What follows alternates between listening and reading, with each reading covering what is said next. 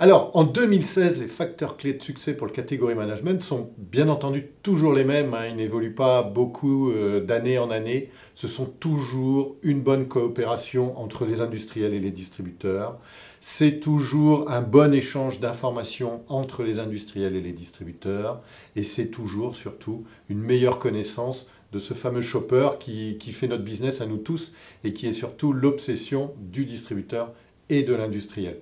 Alors, pour mieux connaître le shopper, il est bien évident que ça suppose du partage d'informations, ça suppose un véritable partenariat qui doit être ancré aujourd'hui dans la manière de travailler et dans les usages de travail de tous les jours de l'industriel et du distributeur.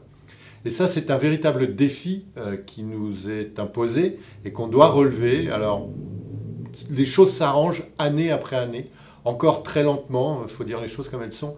Les évolutions sont très lentes, mais il y a quand même des signes positifs.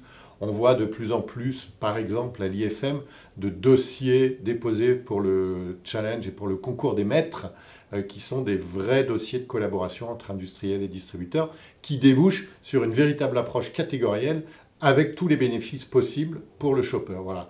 Donc, le facteur clé, c'est vraiment la collaboration et le partenariat.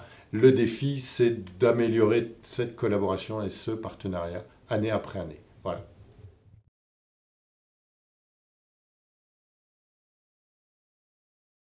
En 2016, le profil du category manager efficace et performant, globalement, reste le même qu'en 2015. Hein. Là aussi, il n'y a pas beaucoup d'évolution année après année.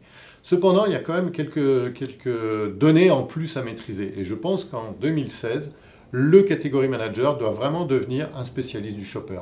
C'est pour ça que, à mon avis, le job de category manager n'est pas forcément un job de junior, mais doit être plus réservé à des gens ayant un peu l'expérience, et entre autres l'expérience du terrain, du client, l'enseigne, de la marque et de la relation entre la marque et l'enseigne.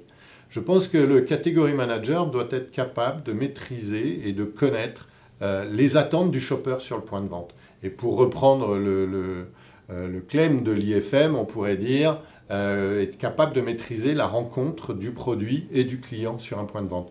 Tous les facteurs qui vont favoriser cette rencontre sont les facteurs qui vont justement aider le category management et le category manager à avoir une approche beaucoup plus performante. Voilà.